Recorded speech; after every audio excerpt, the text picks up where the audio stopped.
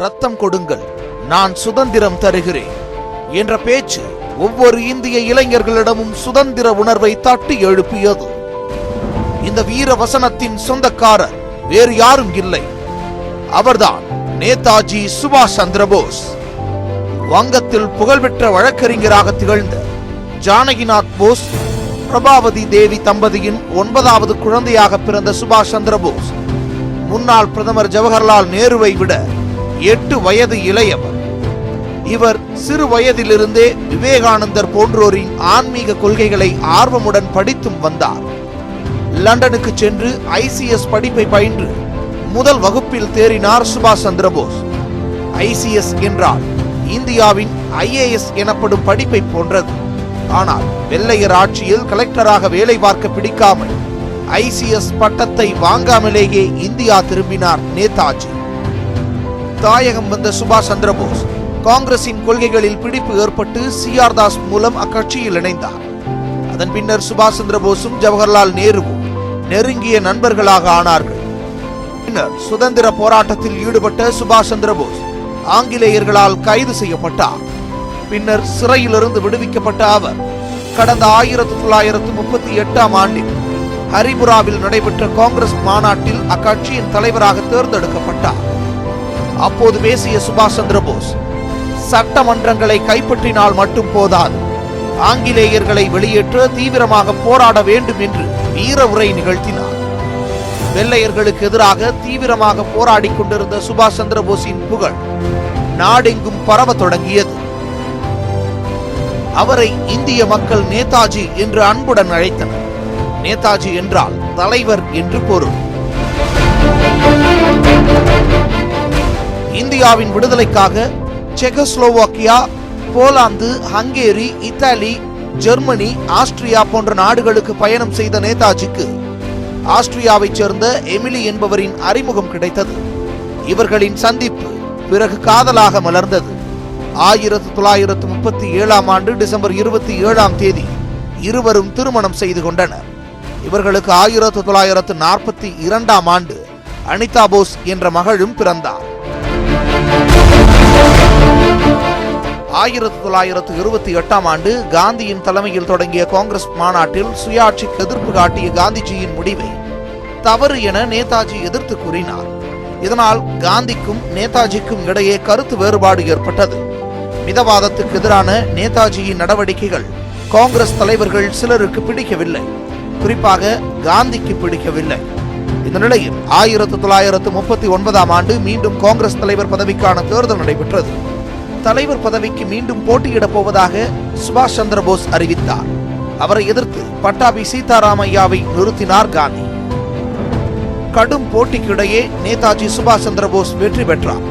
சீதாராமையாவின் தோல்வி தனக்கு பெரிய இழப்பு என்று வெளிப்படையாகவே அறிவித்தார் காந்தி. மேலும் உண்ணாவிரதம் இருக்க தொடங்கினார். இதனால் வேதனை அடைந்த நேதாஜி காங்கிரஸ் தலைவர் பதவியை ராஜினாமா செய்தார். ஆயினும் காங்கிரசுடன் இணைந்து சுதந்திர போராட்டத்தில் ஈடுபடுவதற்காக ஃபார்வர்ட் பிளாக் என்ற அமைப்பை உருவாக்கினார். அதன் அகில இந்திய தலைவராக நேதாஜியும் தமிழக தலைவராக பசும்பொன் முத்துராமலிங்க தேவரும் பதவியேற்றுக் கொண்டனர். 2வது உலகப் போர் மூண்டதும் இந்திய மக்களின் ஒத்துழைப்பை கோரியது பிரிட்டிஷ் அரசு. ஆனால் நேதாஜி சுபாஷ் சந்திரபோஸ் பிரிட்டிஷ் ஆட்சிக்கு எதிராக மக்களை திரட்டும் பணியில் ஈடுபட்டிருந்தார்.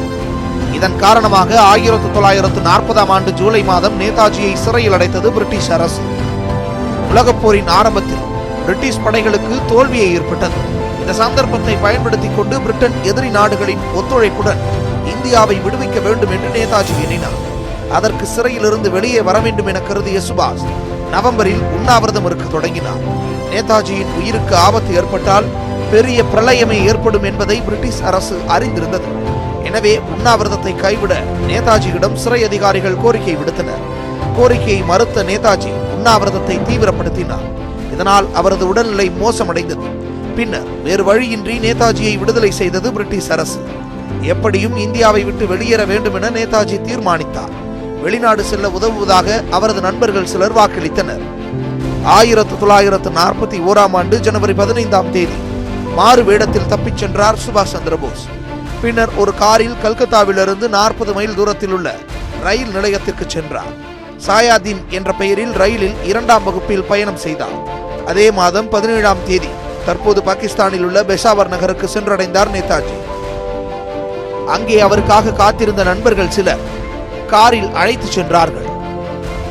3 நாள் கழித்து மீண்டும் மாறுவேடம் அணிந்து நேதாஜி ஒரு காரில் பயணமானார். ரஹமத் கான் என்ற நண்பருடன் சென்றார். மறுநாள் காலை இந்தியாவின் எல்லையை கடந்து ஒரு கிராமத்தை அடைந்தார்கள். அன்று இரவு ஒரு மசூதியில் தங்கினார்கள். மறுநாள் காலையில் எழுந்ததும் மீண்டும் தங்கள் பயணத்தை தொடங்கினார்கள். காட்டிலும் கரடு முரடான மலைப்பாதைகளிலும் நடந்து ஒரு சாலையை அடைந்தார்கள். அங்கு ஒரு லாரியில் ஏறி ஆப்கானிஸ்தான் தலைநகரான காபூல் போய் சேர்ந்தார்கள். அங்கு இத்தாலி நாட்டு தூதரக அதிகாரிகளுடன் நேதாஜி தொடர்பு கொண்டார். தான் யார் என்பதையும் இத்தாலிக்கு செல்ல விரும்புவதையும் தெரிவித்தார். தூதரக அதிகாரிகள் இது பற்றிய தகவலை இத்தாலி அரசுக்கு தெரிவித்தனர். பதில் வர தாமதமாயிற்று. எனினும் நேதாஜி பொறுமையுடன் காத்திருந்தார். இறுதியில் அவரை அழைத்துச் செல்ல ரோமிலிருந்து 2 தூதர்களை இத்தாலி அரசு அனுப்பி வைத்தது. மார்ச் 18ஆம் தேதி காலை நேதாஜி அந்த இருவருடனும் புறப்பட்டார். ரஷ்யா வழியாக இத்தாலிக்கு செல்ல வேண்டும் என்பதே நேதாஜியின் திட்டம். ஆனால் எதிர்பாராத விதமாக ஜெர்மனிக்கு வருமாறு ஹிட்லரிடமிருந்து அழைப்பு வந்தது. அதை ஏற்ற நேதாஜி ரயில் மூலம் மாஸ்கோ சென்று அங்கிருந்து ஜெர்மன் தலைநகரான பெர்லினுக்கு சென்றார். ஜெர்மனியில் நேதாஜிக்கு சிறப்பான வரவேற்பு அளிக்கப்பட்டது. சர்வாதிகாரியான ஹிட்லரை நேதாஜி சந்தித்து பேசினார். இந்தியாவின் விடுதலைக்கு முழு ஆதரவு தருவதாக ஹிட்லர் வாக்குறுதி அளித்தார். இந்தியாவை பிரிட்டிஷ் ஆதிக்கத்திலிருந்து விடுவிக்க ஜெர்மன், இத்தாலி, ஜப்பான் ஆகிய நாடுகளுடன் நேதாஜி ஒப்பந்தம் செய்து கொண்டார். பின்னர் ஜெர்மனியில் 4000 படைகளை கொண்ட இந்திய தேசிய ராணுவத்தை அமைத்தார் நேதாஜி. 2வது உலகப் போர் நடைபெற்றுக் கொண்டிருந்த போது ஜெர்மனிக்கு ஆதரவாக ஜப்பான் குதித்தது. வெகு எளிதாக சிங்கப்பூரை கைப்பற்றியது. 1942ஆம் ஆண்டு சிங்கப்பூரில் இருந்த பிரிட்டிஷ் ராணுவம் ஜப்பானிடம் சரணடைந்தது. ஜப்பானிடம் சரணடைந்த பிரிட்டிஷ் படைகளில் இந்திய ராணுவத்தினர் இருந்தனர். அவர்கள் இந்திய தேசிய ராணுவத்தில் இணைந்தனர். போரில் ஜப்பான் கை ஓங்கிக் கொண்டிருந்தது. ஜப்பான் உதவியுடன் இந்தியாவை விடுவிக்க முடியும் என்று நேதாஜி கருதினார். அதற்காக ஜப்பானுக்கு செல்ல முடிவெடுத்தார். ஜப்பானுக்கு எப்படி செல்வது? கடலில் அமெரிக்க, பிரிட்டிஷ் கப்பல்கள் ஆய்வு மேற்கொண்டிருந்தன. நீர்மூழ்கி கப்பலில் பயணம் செய்ய முடிவெடுத்தார். இந்த பயணம் ஆபத்தானது என ஜெர்மன் அதிகாரிகள் எச்சரித்தனர். ஆனால் நேதாஜி துணிவுடன் 1943ஆம் ஆண்டு பிப்ரவரி 8ஆம் தேதி ஜெர்மனியில் உள்ள நீல் என்ற துறைமுகத்திலிருந்து நீர்மூழ்கி கப்பலில் பயணமானார். அவருடைய செயலாளர் கர்னல் ஹசன், ராணுவ அதிகாரி குலாம் ஹைதர், ஒரு ஜப்பான், ஒரு ஜெர்மன் அதிகாரிகள் உடன் சென்றனர். எதிரிகளின் போர்க்கப்பல்கள், நீர்மூழ்கி கப்பல்கள் ஆகியவற்றின் பார்வையில் சிக்காமலும் விமான குண்டுவீச்சில் அகப்பட்டுக் கொள்ளாமலும் நேதாஜியின் நீர்மூழ்கி கப்பல் ஆப்பிரிக்க கண்டத்தை சுற்றி கொண்டு இந்து மகா சமுத்திரத்தில் பிரவேசித்தது. மடகாஸ்கர் தீவுக்கு 400 மைல் தூரத்தில் ஜப்பான் அனுப்பி வைத்திருந்த நீர்மூழ்கி கப்பல் ஒன்று நேதாஜியின் நீர்மூழ்கி கப்பலை வரவேற்றது. ஜெர்மன் நீர்மூழ்கி கப்பலிலிருந்து ஜப்பான் நீர்மூழ்கி கப்பலுக்கு நேதாஜி மற்றும் அவருடன் வந்தவர்கள் மாறினர். பயணம் தொடர்ந்தது. இந்தோனேஷியாவின் சுமத்ரா தீவுக்கு மே 6ஆம் தேதி நீர்மூழ்கி கப்பல் சென்றடைந்தது. நேதாஜியின் கப்பல் பயணம் 3 மாதங்களுக்கு நீடித்தது. 2ஆம் உலகப் போர் சமயத்தில் எங்கும் விமானங்கள் மூலம் குண்டுமழை பொழிந்து வந்த நிலையில் தனது உயிரை பொருட்படுத்தாமல் 3 மாதங்கள் நீர்மூழ்கி கப்பலில் பயணத்தை மேற்கொண்டார் நேதாஜி. பின்னர் சுமத்ராவில் 1 வாரம் தங்கிய பின் அங்கிருந்து விமானம் மூலம் ஜப்பான் சென்றார். ஜப்பான் அரசு இந்தியாவின் விடுதலைக்கு உதவுவதாக நேதாஜிக்கு வாக்குறுதி அளித்தது. ஜப்பானிலிருந்து புறப்பட்ட நேதாஜி ஜூலை 22ஆம் தேதி சிங்கப்பூருக்கு சென்றார். சிங்கப்பூர் மக்கள் மட்டுமின்றி மலேசியா, சீனா, ஜப்பான் உள்ளிட்ட நாட்டின் மக்களும் நேதாஜிக்கு உற்சாக வரவேற்பு அளித்தனர். சிங்கப்பூரில் தேசிய ராணுவ அதிகாரிகளை அழைத்து பேசிய நேதாஜி போருக்காக புதிய வியூகங்களை வகுத்தார். நேதாஜி மாணவராக இருந்தபோதே தேசிய ராணுவ படையில் சேர்ந்து ராணுவ பயிற்சி பெற்றிருந்தார்.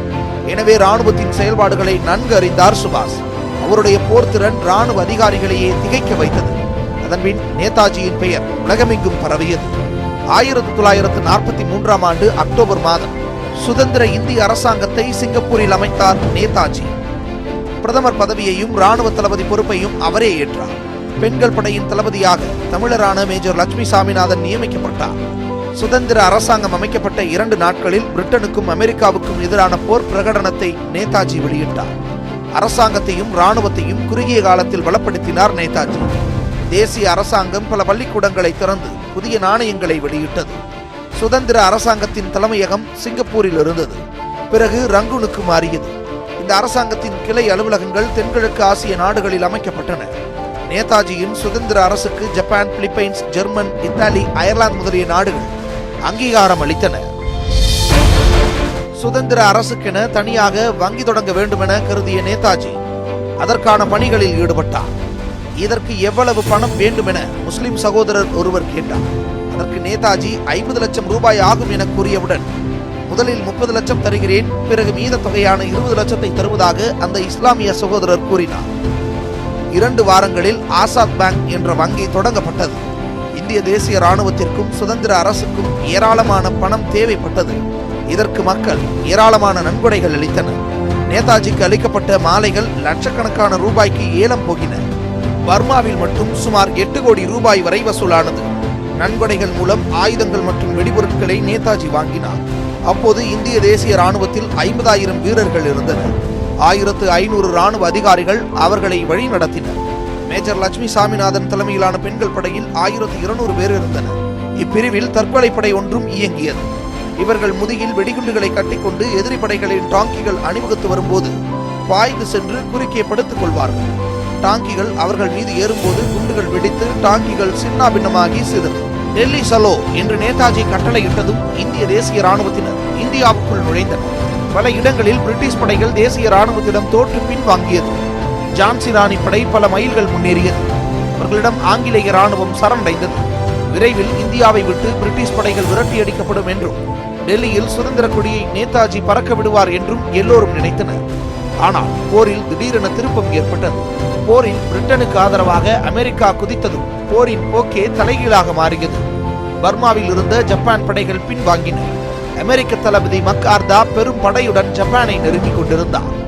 1945 ஏப்ரல் 30 ஜெர்மன் தலைநகரான பெர்லின் நகரை ரஷ்ய படைகள் கைப்பற்றியதும் இனி தப்ப வழியில்லை என்பதை அறிந்து ஹிட்லர் தற்கொலை செய்து கொண்டார். அதைத் தொடர்ந்து அமெரிக்காவிடம் ஜப்பான் சரணடைந்தது. அப்போது மலேசியாவில் இருந்த சுபாஷ் தகவல் அறிந்ததும் கார் மூலம் சிங்கப்பூர் சென்றார். அடுத்து என்ன செய்ய வேண்டும் என்று இராணுவ தளபதிகளுக்கு கட்டளைகளை பிறப்பித்தார். முக்கியமாக ஜான்சி ராணி படையில் உள்ள பெண்களை பாதுகாக்க வேண்டிய அவசியத்தை வற்புறுத்தினார். இதற்கிடையே ஜப்பான் அரசிடமிருந்து நேதாஜிக்கு ஒரு செய்தி வந்தது. ரஷ்யா வசம் இருக்கும் மஞ்சூரியா பகுதிக்கு உங்களை பத்திரமாக சேர்த்து விடுகிறோம். அதன் பிறகு என்ன செய்வது என்பதை நீங்களே தீர்மானித்துக் கொள்ளுங்கள் என்பதுதான் அந்த செய்தி. அதன்படி அடுத்த நாள் காலை பாங்காக் செல்வதென்றும் அங்கிருந்து மஞ்சூரியாவுக்கு புறப்படுவது என்றும் நேதாஜி தீர்மானித்தார். 1945 ஆகஸ்ட் 16 சிங்கப்பூரிலிருந்து புறப்படுவதற்கு முன் நேதாஜி 2 செய்திகளை வெளியிட்டார். அதில் முதலாவது செய்தி, இந்திய தேசிய இராணுவத்தினருக்கு வணக்கம். ஜப்பான் சரணடைந்து விட்டாலும் டெல்லியை அடைய பல வழிகள் இருக்கின்றன. இந்தியாவை மீட்பதுதான் நமது லட்சியம் என்பதே அந்த செய்தியில் குறிப்பிடப்பட்டிருந்தது. அடுத்த செய்தி, கிழக்கு ஆசியாவில் வாழும் மக்களுக்கு நமது வரலாற்றில் இதற்கு முன் கண்டிராத நெருக்கடியான நேரம் இது. நமது தற்காலிக தோல்வியை கண்டு மனம் தளராதீர்கள். இந்தியாவின் விடுதலையை யாராலும் தடுத்து நிறுத்த முடியாது. வெகு விரைவில் இந்தியா சுதந்திரம் அடையும். ஜெய்ஹிந்த் என தெரிவித்தார். அன்று அவர் குறிப்பிட்டிருந்ததன்படியே சரியாக 2 ஆண்டுகளில், அதாவது ஆகஸ்ட் 15, 1947 இந்தியா விடுதலை பெற்றது. இந்த செய்தியை வெளியிட்டு அன்று காலை 10 மணிக்கு பாங்காக் சென்றார் சுபாஷ் சந்திர போஸ். அதன் பின்னர் பாங்காக்கில் இருந்து தென் வியட்நாமின் சைகோன் நகருக்கு விமானம் மூலம் சென்றார் நேதாஜி. அவருடன் இராணுவ தளபதி கர்னல் ஹபீப் உர் ரஹ்மான், சுதந்திர அரசாங்கத்தின் பிரச்சார இலாகா மந்திரி பதவி வகித்த தமிழர் S.A. ஐயர் ஆகியோர் உடன் சென்றனர்.